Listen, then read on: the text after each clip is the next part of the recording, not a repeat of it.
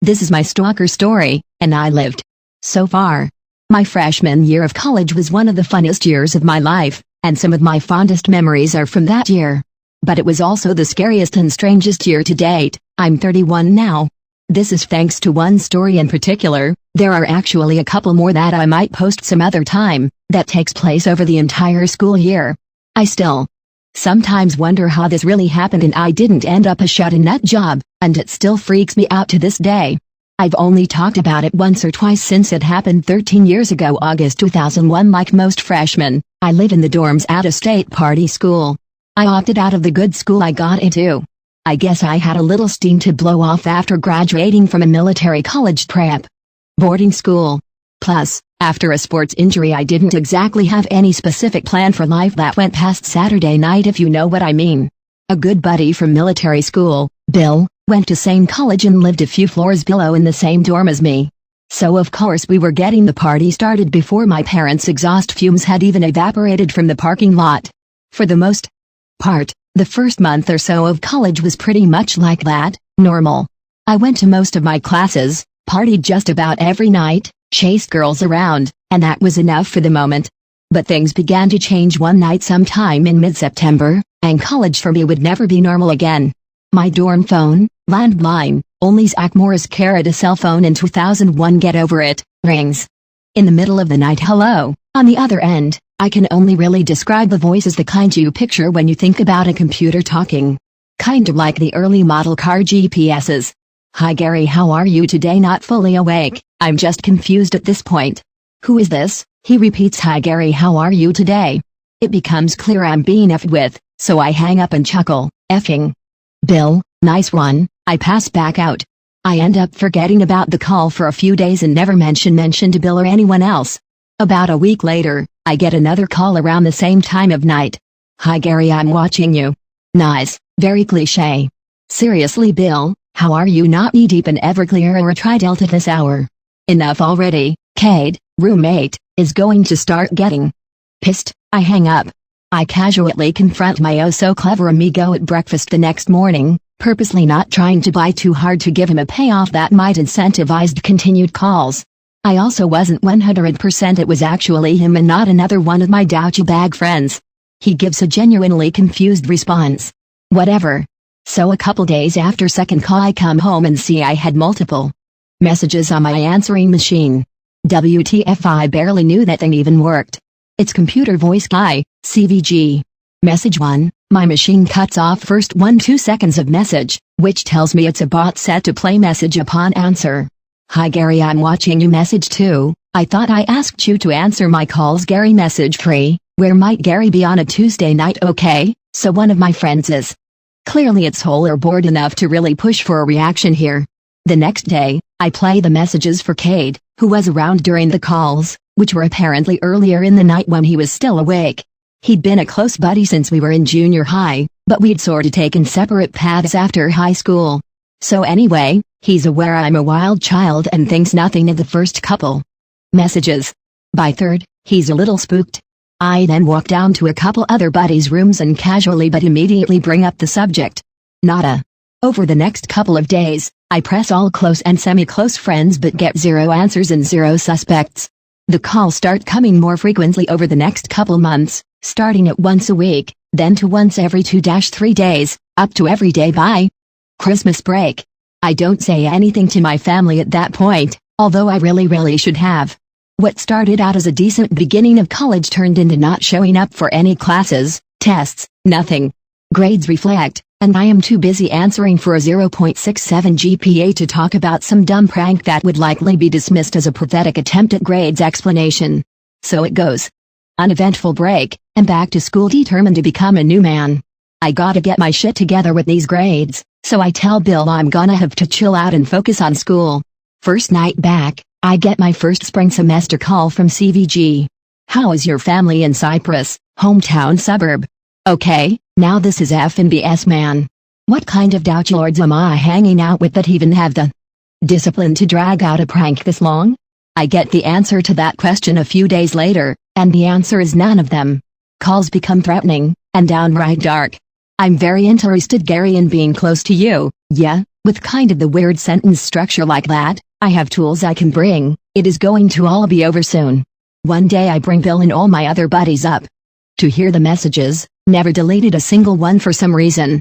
I guess when things happen over longer periods of time, you don't really feel the cumulative impact until laying out the complete package of evidence. The guys are in shock. I guess I should mention that some of these calls got really specific in making sure to note specific details about my parents' address, as well as the violence they are planning on doing to me. Cut open your esophagus, Gary, with a butter knife, and all sorts of other crap that is sort of blurred together through the hundreds upon hundreds of calls I got over the school year. A chick friend of mine that I'd really liked in high school named Layla goes to a different school hundreds of miles away. We've reconnected thanks to good LAIM and talked from time to time on the phone. CVG had mentioned a couple of times your friend and made threats about this unspecified person from time to time, but your friend turned into your friend Layla. Layla and I are the only two people ever named in these calls, but it did get me wondering if this was a new lead to the source. Layla is clueless when I call her about it. Awesome. I know that. Background was long to read, but you'll understand why I had to explain the situation when I tell you about what happens next. One night, we're all partying and drinking at some hotel. Forgot to mention all that straight A crap went out the window as these events progressed. A difference buddy, Carl, has a nice big truck we'd all go everywhere in, but he'd passed out drunk at the hotel after pounding an entire bottle of whatever thefts. I'm not really drinking tonight, and want to get back to my own bed. I snatch Carl's keys to drive back to campus, thinking I'll drive back in the morning to get everyone. This was one of the few times I'd even driven that year, so I wasn't tip-top on my directions. I make an early turn and am somehow down a road I've never seen. I realize this pretty quick, but I figure I've got the general direction of campus pegged, so I can just continue the wrong road until hitting the familiar highway that I knew I'd eventually have to hit that is close to campus. I'm finding myself in open fields, still a paved road and everything, but aside from the road there was absolutely nothing, and it was completely black. Around 3 a.m. there's this really strange four-way stop I come upon. Strange because I'm probably the fourth person in a year to drive on that road, unnecessary. Anyway, I trudge along, eventually get to the familiar highway, and home free. A few days later CVG interrupts his usual depraved threatening to mention that specific four-way, day, and time that I was on it, which like I said was around 3 a.m. and there wasn't a soul in sight. So yeah, I now realize CVG is obviously tracking my movements somehow. Note, I later joined the military, worked in the intelligence community and worked special operations and tracked bad guys all around the world. To this day I still can't figure out how this dude knew I was in the middle of those fields on that date in the middle of the night. I never mentioned it to anyone. Around March, this apparent rendezvous became CVG's focal point, and he'd make sure to let me know the day way close. The calls were coming in no fewer than 10 or 15 every single day. Seriously. The ringer was now off out of courtesy to Cade, and I turned down the volume of answering machine as his phone calls recorded. But I finally get the message I'd been waiting for. Keep in mind, I've now become somewhat famous. Infamous, at this university by now because of CVG. People were constantly knocking on my door wanting to hear the messages. Friend of whomever I know. It was all people wanted to hear about at parties. Blah blah blah. For a split second it was cool because I'm pretty sure I ended up getting a few dates indirectly from introductions conceived through interest in the guy with the stalker. Don't judge me. Moving right along, the day, time, location are set. We will meet in front of Coleman Hall at midnight Wednesday 27 April and we will take our friendship to the next level. I know what you are thinking, and yeah, throughout the year I had considered the possibility that I was dealing with a female.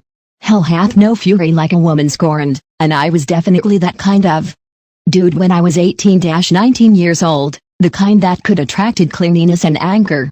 But I started to rule out female for various reasons that only a fellow ENFJ would understand. Look it up if you're not tracking. I can build profiles with a very high ratio of accuracy to available information. This creep just didn't feel like a female to me. It didn't even feel like a peer. I was convinced I was dealing with mid-30s white male computer nerd that I'd come into contact with at some point in my life. Doesn't really matter, because what I ended up finding out on Wednesday, April 27th, which, by the way, was Layla's birthday, interesting, I was wrong. Of course everyone wants to be part of this juicy story, and there's a pretty ridiculous amount of testosterone floating around the dorm on game day. This was a real-life creepster and a legit horror story unfolding before their very eyes, and groupthink will subvert caution if properly motivated. These guys are ready to defend me with their lives, just ask them. So while these monkeys are jetting all hopped up on Mountain Dew, I stay home that afternoon wondering what the FXXX I was going to do at midnight. Of course, I was going to go, but dude. Yeah, I've always been an athlete in good shape, wrestling, football, baseball teams, yada yada. But I'm still a 19-year-old white male, good parents, grew up middle-upper-class white suburbia, had a good life. In other words, I can definitely hold my own in a street fight, but this, whatever this is, doesn't feel anything like a street fight, or any other kind of fight I'd been in. This is a disturbed, violent, angry, possibly, grown-ass psychopath that has decided to dedicate almost a full year now of his life to targeting and terrorizing me. So yeah, I'm a little friggin' nervous. My home team crowd steadily built up throughout the afternoon and evening, with probably close to 70 or 80 guys grouped up at our dorm's common area. We were connected to the female dorm at the first floor, smoking cigarettes and talking about beating the SXXX out of people and getting fxxed up and all the other generic cliché SXXX you can imagine. Once the party hour approaches, though, over half of the guys splinter off into other various propositions that probably included more traditional fun like beer bongs and sorority girls. I'm left with about a 15-20 member platoon. I had decided earlier that I was not going to allow all these knuckleheads to shadow me, but I could definitely use them in case of emergency. I didn't want to risk him spooking out of the maid. So I let them know they will need to stay inside the doors of the common area while I walk out to the meeting spot. Coleman Hall was adjacent to our connected girls' dorm, and about 300 paces outside door to get to Coleman. The witching hour came, so I leave the crew to begin the longest couple hundred or so paces of my life. My boys can see me through the glass doors, but wouldn't really be able to see much once I get to the Coleman Hall door. About 100 paces out from my spot, I observe two things at the same time. One, some kind of small quick movement in front of the patio walkway that goes all the way around the building, and two, the movement was in a spot along the walkway where the only normally uber bright bulb is out. I'm not exactly sure how I was able to see him, but I suddenly realize someone is crouched behind one of the contiguous cookie-cutter bushes outside the patio perimeter against one of the building pillars. In dark clothes and hoodie, he is a few feet off from the path where I'm supposed to meet him, and positioned to where I really should not have been able to see him, given the pillar blocking any shadow plus the burned out, I later found out, smashed light. In fact, I could have easily walked all the way to the door without ever have noticed someone down there. Nope. I sorta jump mid-step as this happens, and I see him raise up, a little thinking I might have seen him. I see him raise up and take a step toward me, and fight or flight hits. I've learned that my particular fight or flight chooses fight in more mild situations, flight during intense situations, but for SXXX your pants situations, it's scarier to run away with your back to whatever scary SXXX I'm dealing with, so I fight. Before I realize what I'm doing, I'm in a dead sprint toward this MF, who I'm guessing sees what I can't yet, which is my platoon busting through the glass doors in hot pursuit. Creepster nopes the F out of there, running on the patio alongside Coleman Hall toward the parking lot. Insert or refer to picture link again. I can tell this isn't the mid-30s computer nerd I predicted. Creepster is above average height, above average broad, and built athletically. That's all I could tell really. I'm not even sure if he was white, because he was at least tan if not Hispanic, Middle Eastern, etc. I'm really booking it as he right turns on a dime at the edge of the building. I realize I'm moving fast enough to catch him, but everyone else is really far behind. I also realize I'm moving so fast I won't be protected as I turn hard right at the corner of the building. If he stops there, I'm toast. As I turn the corner, I see the van sitting alone in the parking lot in front of me. It's running and brake lights flicker on then off, park into drive, and begins inching forward toward the exit. Holmesless is of course heading for the van, which for some reason sent this whole new level of fear into me. This is it, this is really happening, and I'm going to get murdered tonight. But I can't stop, something keeps me moving forward. I guess I'd come this far, dealt with this crazy BS for almost a full year now, completely unable to do anything other than try to ignore it. I'm not exactly going places academically at this point, and my life doesn't quite have all that much purpose to it yet. If I am going to get schwacked, I will at least know when this crap will at least be over. Plus, I still have a chance to catch this madman before he gets away. If I could get close enough to dive tackle, I would still be on my own to deal with the creepster, his driver, and now I realize there's a third one that was manning the sliding side door. Awesome. I don't care how badass you think you are when you're a 19-year-old jock, your chances of taking down 3 grown men that are already violent criminals and prepared to victimize are about 1 and not gonna f***ing happen, buddy. My turn is wide and slowed to being full-on sprint, and I lose ground. I'm probably 20 yards from the lot when he does a flying leap into the side of the van. There couldn't have been any rows of seats for a leap like that. Creepster. Number 3 slams sliding door shut as van peels out of the parking lot, bangs a right, and gone in an instant. The relief of not being kidnapped, bound and gagged in that van with 3 psychos who most likely had some pretty horrific plans for me is now just as strong as the dread of the fact that this is still not over with. I was speechless, and so was my platoon as they catch up a minute later. A few of them caught up enough to witness the parking lot scene, but no one was talking. Testosterone has now been replaced with genuine and earnest concern. They all just stood there with me, catching their breath and making sure I was all right. One guy asks if anyone got a plate number, not even I did. Not enough light. We finally start walking back, and I'm reliving the scene as we retrace our steps. As we get closer to the original meeting spot, I see something that scares me more than anything else in the entire equation has up to this point. On the opposite side of the pillar where Creepy McCreeperson was crouching, there's a video camera sitting on a stand pointed right at the spot I would have been standing at when I should have not been able to notice him.